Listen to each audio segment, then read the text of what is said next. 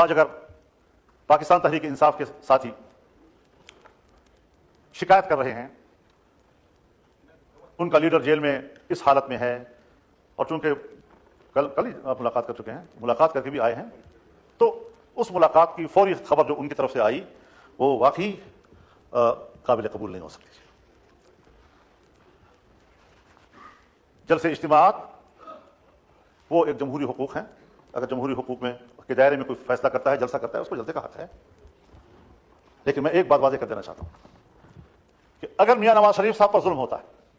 میاں شہباز شریف صاحب پر ظلم ہوتا ہے،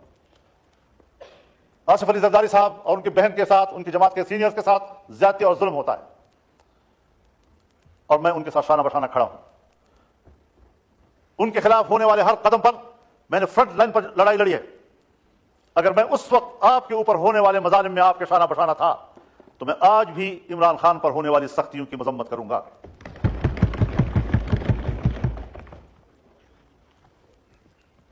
اس میں کوئی شک نہیں ہے کہ ایسے حالات پیدا کیے گئے کہ اپوزیشن تقسیم ہو جائے، لیکن میں نے نہ حکومت اور اپوزیشن کو تقسیم ہونے دیا ہے، اور نہ اپوزیشن کو آپس میں تقسیم ہونے دیا ہے، اور نہ پیپلز پارٹی اور مسلم لیگ کو آپس میں تقسیم ہونے دیا ہے۔ میں نے پیپلز پارٹی سے بھی بلکہ حکومت سے بھی درخواست کی تھی کہ آپ یہ مسودہ شنگھائی کوآپریشن کانفرنس کے بعد کریں۔ میں نے پی ٹی آئی سے بھی درخواست کی تھی کہ ان دنوں میں آپ کسی قسم کا کوئی مظاہرہ نہ کریں۔ کیوں؟ باہر سے مہمان آ رہے ہیں، مہمان ویسے بھی قابل قدر ہوتا ہے، گھر میں بھی اگر بھائیوں کے اندر اور عزیزوں کے اندر میں تھوڑی سی کوئی خلش ہوتی بھی ہے تو بھی جب مہمان آتا ہے تو وہ مل کر اس کی خدمت کرتے ہیں، اس کی عزت کرتے ہیں،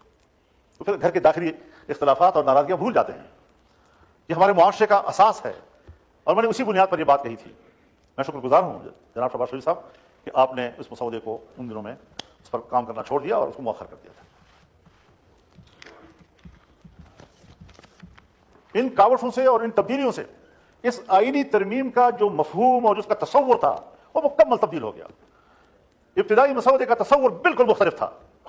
اور اب جو چیز ہم پاس کر رہے ہیں اس کا تصور اس سے بالکل مختلف ہے، اور اس صورت میں ہمیں کسی قیمت پر قابل قبول نہیں تھا، اور آج ہم متفقہ طور پر اس کو دستاویز بنا کر اسمبلی سے پاس کرانا چاہتے ہیں، پارلیمنٹ سے پاس کرانا چاہتے ہیں۔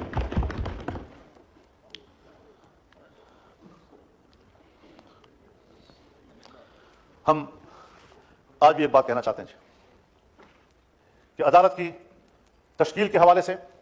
ہر چند کہ میں نے ایک آئینی عدالت کی بات کی تھی، لیکن جتنے بھی ہم نے محنت کی اور کوشش کی اور مختلف سٹیک ہولڈرز کے ساتھ بات کی، اس تصور پر اتفاق نہیں آ رہا تھا۔ کوئی کہہ سکتا ہے کہ وہ آئیڈیل ہے، اس طرح ہونا چاہیے، میں آج بھی اس نظریے کے ساتھ جنگ نہیں لڑ رہا ہوں، لیکن یہ جمہوریت ہے، انقلاب نہیں۔ انقلاب میں آپ یک لخت نظام کو تبدیل کرتے ہیں، لیکن جمہوریت میں آپ تدریجی اصلاحات کی طرف جاتے ہیں، تدریجی طور پر آپ اصلاحات لاتے ہیں۔ اس میں جن چیزوں کے ہم کافی عرصے سے اس قابل نہیں تھے کہ کر سکیں، آج ہم بڑی مشکل سے وہاں پہنچے ہیں کہ جو ہم نہیں کر سکتے تھے آج ہم کر پا رہے ہیں۔ اس حوالے سے میں یہ بھی عرض کرنا چاہوں گا کہ پارلیمنٹ کو ایک بہت بڑا شرف حاصل ہو رہا ہے، اس پورے پارلیمنٹ کو ایک شرف حاصل ہو رہا ہے، اور پوری پارلیمنٹ جو اسلامی جمہوریہ پاکستان کی پارلیمنٹ ہے، اور پاکستان کے عوام جس کی اکثریت مسلمانوں کی ہے، جو دو قومی نظریے کی بنیاد پر ہمارے وجود میں آیا تھا، اور آج وہ فیصلہ دے رہی ہے کہ 2028 کے بعد ملک کے اندر ہر طرح کے سودی کاروبار اور معاملات یہ ممنوع ہوں گے اور کاروبار سے معاف ہوں گے۔ یہ آج بہت بڑا فیصلہ ہم نے کیا ہے، ہمارے کورٹ نے فیصلہ کیا، 1997 میں فیصلہ کیا، لیکن نظر ثانی کیسوں کے نتیجے میں آج تک اس کے کوئی فیصلہ نہیں آ سکا۔ ابھی پھر شریعت کورٹ نے اس کے حوالے سے فیصلہ کیا،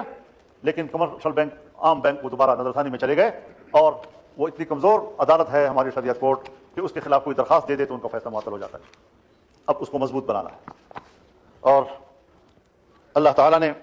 بڑے واضح طور پر فرمایا ہے،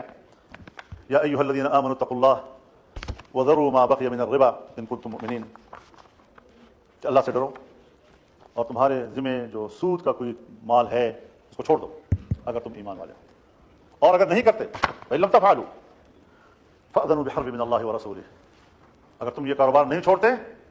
تو پھر اللہ کے ساتھ جنگ کے لیے تیار ہو۔ اور مفسرین نے لکھا ہے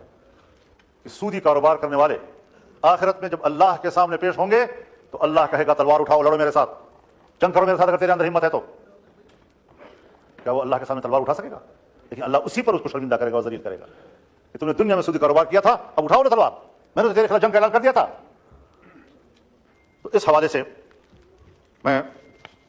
शुक्रगुजार हूं कि हुकूमत में शामिल तमाम जमातों ने हमारी इस तरमीम को कबूल कर लिया है और हम अल्लाह से मिलने से कौम माफ़ी मांगें। और ये पार्लियामेंट कौम की नुमाइंदा है। हम जब यहाँ पर बैठकर इस 77 सालों का जुर्म इस पर अल्लाह से माफ़ी मांगेंगे, अल्लाह गफूर रहीम है, इंशाअल्लाह पूरे कौम को माफ़ कर देगा। हर बात यानी आप खुद अंदाजा लगाएं, जब पाकिस्तान बना और हमने स्टेट बैंक ऑफ पाकिस्तान बनाया तो स्टेट बैंक ऑफ पाकिस्तान की इफ्तिताही तकरीब से कायद-ए-आज़म मोहम्मद अली जिन्नाह ने खिताब करते हुए फरमाया कि मगरिब के निज़ाम मईशत ने हमारे लिए मुश्किलात पैदा की हैं, बल्कि इंसानियत के लिए मुश्किलात पैदा की हैं। हम मुल्क में वो निज़ाम मईशत लाएंगे जो इस्लामी तालीमात के मुताबिक होगा। हर बात में हम कायद-ए-आज़म का हवाला देते हैं, यहां हमें उनका हवाला क्यों भूल गया? हमने क्यों इस मुल्क के निज़ाम को ठीक नहीं किया? तो ये भी आज इस तरमीम की बहुत बड़ी कामयाबी है।